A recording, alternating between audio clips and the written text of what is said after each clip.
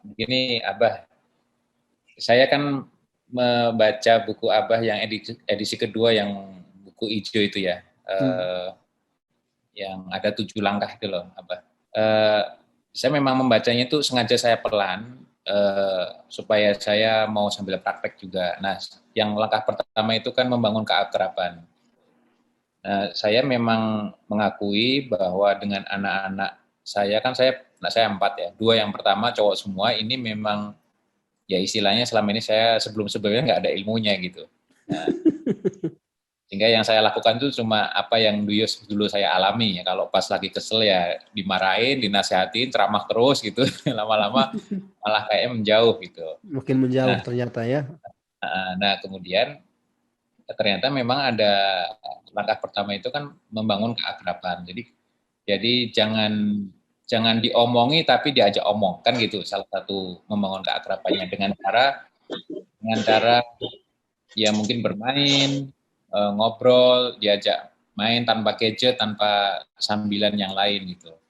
Nah, dalam beberapa kali saya coba mungkin pas bangun pagi misalnya, terus saya ingin, yuk Fakih anak saya yang kedua ya, umur SMP kelas 1, yuk kita sepedaan yuk. Biasanya nggak pernah sepedaan pagi-pagi ya, tapi ya udah, mungkin ini bagian dari cara membangun keakraban yang bisa saya lakukan, udah anu yuk, eh, sepedaan yuk bareng-bareng gitu. Ya kira-kira setengah jam dia mau, ya dia mau. 2 kali dia mau, 2 hari itu dia mau gitu. Eh, ketika sepedaan ya tentu pasti ada obrolan-obrolan ya. Mungkin menilai apa yang kita lalui. Mungkin ada orang jualan sayur, ada sungai yang mungkin kotor, atau ada hal bau yang kemudian kita komentarin gitu. Pokoknya apapun lah, mencoba untuk ada obrolan-obrolan gitu. Iya, iya. Nah, tapi ketika saya ajak di hari yang lain, dia menolak gitu. Menolaknya ya tiba-tiba nolak aja gitu. Nolak yang dengan nada yang kesel. Entah kenapa. Saya juga nggak tahu apa mungkin karena di bangunan subuh dia udah kesel sehingga ketika diajak sepedaan dia akhirnya nggak mau gitu. Sehingga kemudian saya juga jadi kesel juga tuh Abah ya. Jadi saya mungkin termasuk yang wah agak baper gitu kalau dalam hal yang kayak gini gitu. Nah, ada masalah lain yang misalnya saya coba biasakan setiap maghrib itu dia baca Quran halaman gitu, sambil kalau nggak dibaca artinya setelah itu, ya saya kasih apa ya, saya kasih pemahaman lah, mungkin ya tadabbur gitu, eh, apa yang dibaca saat itu gitu. Nah dia dia ngerespon, ya kalau dia ngerespon mau dengerin walaupun mungkin cuma setengah jam, 20 menit sih ya bagi saya alhamdulillah sudah ada kemajuan lah gitu. Nah tapi ada di hari yang lain ketika dia tahu bahwa tradisinya itu memulai habis maghrib itu baca Quran sambil ngobrol-ngobrol tentang yang dibaca gitu, dia itu kesel tiba-tiba gitu, terus malah lagi nonton TV terus yuk Pak yuk kita ini yuk kita biasain lagi yuk kita terusin kebiasaan kita untuk ngaji setengah apa sehalaman doang gitu. Dia tiba-tiba kesel terus marah terus malah pas nonton TV malah remote-nya dibuang gitu. Jadi itu memancing saya kemudian jadi emosi juga. Walaupun emosi saya itu diam dan menjauh emosi saya, Abah. Nggak mengomong, nggak menceramai lagi lah. Saya juga apa gunanya diceramai, wong dia udah marah gitu kan. Dia pasti pasti blocking gitu. Nah gimana? Nah yang saya pegang dari Abah Ihsan tuh bukunya itu, yang kita marah itu bukan karena kita emosian sebenarnya kan, tapi karena perbuatan buruk itu yang membuat kita jadi terpancing emosinya. Salah Sehingga satunya. sebabnya bukan kita emosian, bukan, tapi Bukan emosi perbuatan kita yang bermasalah maksudnya. betul, bukan emosi kita yang Emosi kita bermasalah, ini tapi merasa negatif karena bereaksi terhadap merespon situasi yang tidak sesuai. tidak sesuai, Gitu. betul. Betul nggak? Ya. Betul. Ya, emosinya Nah, normal, justru kita merasa jengkel gara-gara anak berbuat buruk itu justru normal. Yang bahaya justru kita merasa bahagia anak kita berbuat buruk. ya, ya, ya. Jadi emosinya normal. Jadi saya sering mengatakan jangan gampang menyalahkan bahwa kejiwaan kita tuh bermasalah gitu. Kadang-kadang kita tuh Betul, betul. emosian sama anak karena bisa jadi frustasi, bingung kan gitu ya. Dan Ya, seterusnya dan ya, seterusnya. ya. Nah, eh, jadi mau saya tanyakan Abah itu kalau anak di satu sisi kadang mau dia diajak untuk membangun keakraban, tapi di sisi atau tadi kayak kasusnya baca Quran bareng habis maghriban gitu. Tapi di sisi lain tiba-tiba dia nggak mau, terus akhirnya bikin kita jengkel gitu. Nah itu gimana ya Abah Oke, ya, jadi supaya sebetulnya ini pertanyaan bagus kemajuan teman-teman. kecil-kecil itu nggak hilang gitu loh. Saya kadang menyayangkan, wah udah ada progres walaupun kecil tapi kemudian hilang karena emosi, karena ini gitu. Bangun lagi dari nol gitu, jadi kayak aduh lelah gitu, naudzubillah dzalik Jadi gitu. capek ya kadang-kadang, Masya Rasanya Allah, jadi nggak capek. apa-apa. Jadi yang pertama untuk membangun kebaikan itu memang butuh capek ya. Iya, iya, iya. Tapi nggak apa-apa, lebih baik capek jadi orang baik daripada capek jadi orang jahat ya. Jadi maling yang sukses aja capek Pak Amin. Hanafi. Ya untuk jadi maling yang sukses gitu kan butuh kerja keras, keuletan, kesabaran. Dia untuk jadi maling yang profesional itu kan butuh waktu. Sama Iya, kayak iya, iya. kita pergi ke gym gitu ya. Kan Iya, kadang-kadang kita merasa lelah, kok ini badan masih gini-gini aja pas dicermin. Ya iya soalnya baru 1 hari gitu kan.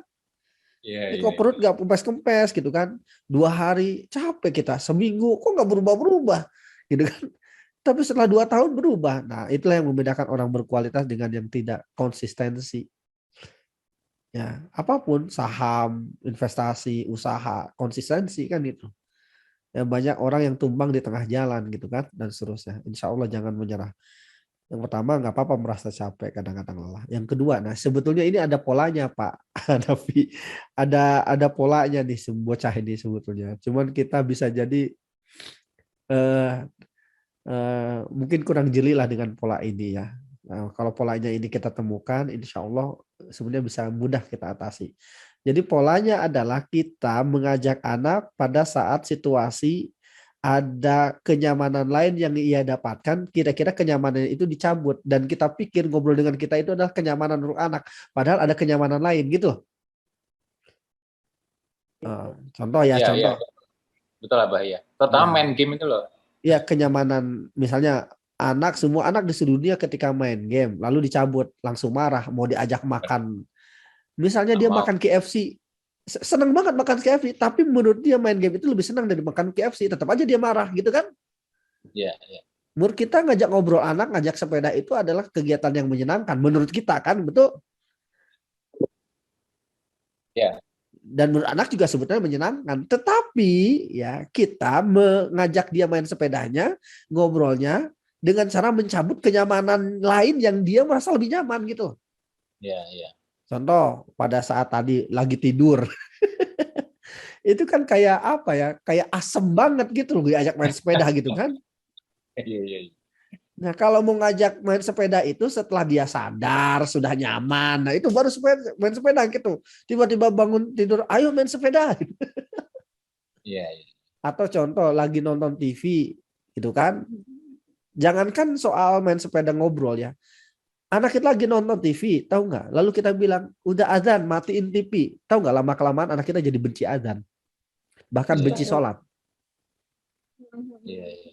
Itu polanya normal karena anak-anak itu kan eh cara berpikirnya itu kan dari konkret ke abstrak, dari kesenangan menjadi kan kebaikan itu kan yang saya ini di YouTube saya itu ada 4 tahapan ya kan. Yang pertama terpaksa, yang kedua diwajibkan, yang ketiga dibutuhkan, yang keempat dicintai kan itu. Jadi ya yang harus kita hindari adalah jangan nyuruh anak kita matiin TV pada saat azan. Jadi lebih baik daripada begitu ya kita buat aturan ya. Misalnya kalau azan di Jogja ini, Pak Hanafi di Jogja Pak ya. Ya. Iya, Pak. Pak. Misalnya maghrib di Jogja itu jam 18 lewat 8, anggap aja jam 18 gitu misalnya. Iya, iya. Nah, kira-kira jangankan azannya, kira-kira 5.30 itu tidak boleh ada lagi TV nyala. Nah, itu peraturan di rumah kita gitu. Jadi kalau lagi tidak ngapa-ngapain nih bocah gitu ya, tidak lagi nonton TV, kalau cuma sekedar main Lego, yakin cepat berhenti. Kalau cuma sekedar baca buku cepat berhenti gitu loh. Iya, Ya. Tapi kalau TV kan lagi asik, ada episodenya nggak bisa ditunda gitu kan? iya. Ya kan gitu. Apalagi lagi nonton apa misalnya PSS Sleman gitu kan, misalnya ya dan seterusnya. Nah ini momennya yang nggak tepat gitu maksud saya. Anak kita Iya, mencabut apa kenyamanannya lagi asik ini dicabut gitu loh. iya. Coba menurut Pak Hanafi kalau anak kita misalnya 5.30 nggak boleh nonton TV lagi. Jam 6 lebih lebih enak gak? Jangankan lagi nonton TV ya, jangankan diajak bacain hadis, bacain ini, bacain itu. Loh, natap muka kita aja susah dia. Iya, betul, betul. Apalagi kita menuntut anak kita mendengarkan ucapan kita gitu loh. Ya, natap kita aja susah loh lagi kayak gitu. Benar, benar. Ya sama lah kayak kalau Pak Hanafi lagi di depan komputer fokus gitu terus diinin sama istri atau sama anak gitu kan Ya, ya. keganggu kan gitu. Betul nggak? Ya. Betul, betul, betul, Pak. Nah, itu contoh sederhananya gitu. Jadi ini apa yang Pak Hanafi alami normal dan anak kita pun begitu juga normal gitu. Normal dalam artian dia bereaksi tidak nyaman gitu loh. Ya, ya. Yang saya khawatir kalau kita nggak perbaiki lama-kelamaan dia justru benci dengan dialog sama kita. Sama kayak anak tadi jadi benci dengan adzan, benci dengan sholat gitu loh. Ya, ya. Ya, karena setiap adzan udah berhenti adzan padahal kan harusnya ya beda kalau main anak kita ini wajar imannya sudah bagus, kedewasaannya udah bagus, normal digituin ya. Tapi namanya anak kan, emang seberapa besar sih imannya yang sudah kita tanamkan gitu loh. Ya, ya. Kita belum deket sama anak gitu kan. Nah, karena kitanya pengen berubah gitu kan. Nah, tiba-tiba ngekat begitu saja di tengah jalan kan gitu. Saking semangatnya gitu Pak Hanafi gitu kan. Tapi masalahnya anak lagi tidur loh. Sepeda. Jadi akhirnya nggak peduli sama sepedaan. Apaan sih gitu loh. Walaupun ini apa ya, walaupun kita menganggap ini kan udah rutin gitu ya. Jadi kita pikir karena udah rutin ya otomatis dia menyesuaikan bahwa oh setelah tidur siap-siap mau sepedaan, habis sholat maghrib baca Quran gitu. Enggak gitu Ya, juga ya? ya wajar kalaupun rutin adalah wajar sesekali kita jenuh dengan rutinitas. Oh, Ya nggak? iya, iya. Boleh nggak anak kita jenuh dengan rutinitas? Boleh. Iya, jadi kitanya yang harus juga fleksibel. Ya, Bismillah. misalnya sepedahan ya cukup. Misalnya seminggu 2 kali, sisanya misalnya bikin bikin otek-otek bareng atau makanan kesukaan anak kan gitu. Iya, iya, iya. Ya, misalnya bahkan ada liburnya juga nggak apa-apa gitu. Iya. Gitu sesekali gitu ya. Tapi memang untuk menghindari tadi ketidaksukaannya dengan cara jangan sampai pas kenyamanannya dicabut langsung bereaksi. Jadi nunggu misalnya bangun tidur jam sekian itu adalah peraturan di keluarga. Itu nggak ada hubungannya dengan sepedahan tuh. Lewat jam sekian nanti ada tindakannya gitu loh. Misalnya bangun jam setengah 6, setengah 5 gitu kan. Membuat peraturan jam berapa paling telat bangun gitu.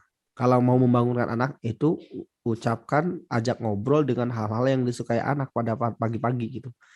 Ya, bukan membicarakan hal-hal yang jadi kewajiban anak.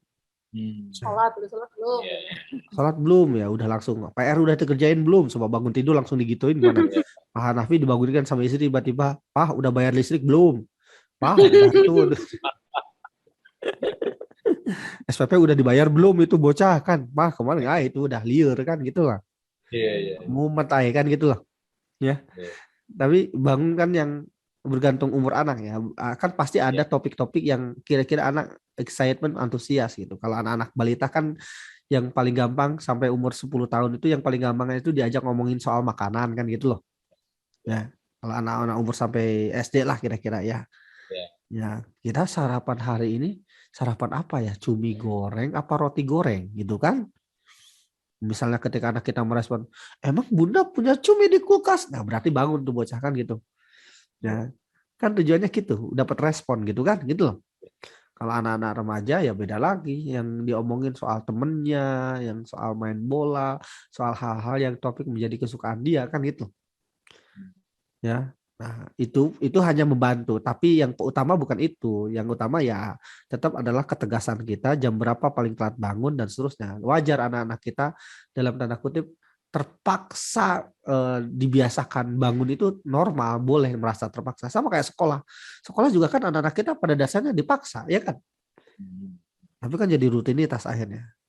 Coba kalau anak kita umur 12 tahun dikasih tawaran milih sekolah atau milih nonton, kira-kira jawabannya apa? Nonton. Iya, Nonton. iya. Tapi Pasti kan kita itu. nggak turutin kan? Iya, Gitu. iya. Jadi meskipun pertanyaannya nanti kan sudah rutinitas, ya tidak berarti kemudian anak kita nggak boleh bosan. Iya. Yang kedua, ya tidak berarti juga kemudian rutinitas anak-anak kita langsung tidak bisa disetting pikirannya. Ya, jadi lebih baik kita bantu setting pikirannya dengan apa namanya, antara bangun dengan main sepeda itu dipisahin dulu. Ini ke satu rutinitas bangunnya, sepedahannya satu rutinitas lagi. Kira-kira bakal lebih tenang nggak kalau anak-anak kita sudah sadar lalu diajak sepedahan yuk? Lebih Iya, iya. lebih kira-kira lebih jernih nggak pikirannya dibandingkan saat lagi merem-merem, ayo sepedahan gitu. Lagi gini-gini nih. Sepedahan, bangun sepedahan. Lama kelamaan jadi apa ya? Berat banget Jadi hidupnya. resisten gitu dengan sepedahan gitu. Lucu Iya, iya. Bener nggak? Jadi kalau mau misalnya anak kita diajak dialog ngobrol, ya bukan pada saat dia lagi nonton TV. Udah matiin TV-nya, ayo nonton. Lebih baik kita kasih batasan nonton TV itu paling lama jam berapa TV boleh nyala gitu. Nah misalnya sejam sehari. Tapi jam berapa? Jam 4 sampai jam 5. Lewat itu nggak ada TV nyala. Misalnya contohnya gitu loh. Iya. Jadi kan lama-kelamaan anak-anak itu seneng kok, bahkan sebenarnya berinteraksi dengan orang tua tuh seneng kok. Asal tadi ngobrol gitu. Asal diajak ngomong, bukan diomongin. Percaya nggak Bu Astri, Pak Hanafi, kalau lama-kelamaan ngobrol anak itu bakal ketagihan loh. Iya, betul. Nah, ini belum sampai pada tahap itu nih. Ya nanti bakal ke situ. Asal kitanya jangan gatal untuk sotoy gitu. Iya. Gatal untuk apa namanya, dikit-dikit ya Nah nggak itu berat gitu Mbak. nah gini. Itu Ya, berat gitu. itu. saya gitu. saya Nggak sekarang sotoy itu sampai berat Mbak. Jadi orang tua nggak sotoy itu berat Mbak. ya Toto itu bawaannya langsung ceramah, Pak. betul bersabar. Saya sekarang sampai dalam satu titik bahwa justru saya menghindari diajak ngomong sama anak. Karena ditanya terus, ya Allah, anak saya itu malah nggak terima kalau saya nggak tahu tuh kan. Ya jadi Iya. bagus nggak pada dasarnya anak kita malah menjadikan kita referensi utama? Bagus nggak? Iya, itu yang Anak saya tuh yang 18 tahun, 19 tahun ngomong gini sekarang. Sering banget, Abah, Teteh mau bicara. Ya maksudnya mau cerita soal apalah, soal kebangsaan, soal macam-macam lah, soal kuliah, soal macam-macam. Tapi nanti aja deh, kayaknya Abah lagi sibuk. Nanti aja deh, kayaknya Abah lagi sakit ya katanya. Jadi dikit-dikit ya, Abah Teteh di kasur pada deketin kayak gitu. Jadi akhirnya kalau anak kita sering diajak ngobrol, kan awalnya kita yang banyak nanya sama anak. Lama-kelamaan anak kita yang banyak nanya sama kita gitu. Kan itu yang bagus. Iya. Tapi kalau kitanya banyak ngomongin anak, lama-kelamaan anak-anak kita malas ngomong sama kita. Kan itu. Ya insya Allah akan sampai pada satu titik itu loh. Titik itu bahwa anak kita nanti akan ketagihan ngobrol sama kita. Karena ngobrol itu menyenangkan kok. Pak Hanafi sama istri, kalau ngobrolnya nggak jelas, senang kok ngobrol sama pasangan. Yang sebel kan suami istri itu ngobrol itu yang serius terus, masalah terus, hutang terus, bayaran terus. Ya, kenapa kita bisa betah ngobrol sama teman berlama-lama? Karena nggak ngomongin masalah. Kalaupun ngomongin masalah orang gitu, bukan masalah kita gitu. Dalam kurung gibah gitu kan, nikmat banget kan ngegibahin orang tuh. Karena bukan masalah kita gitu loh.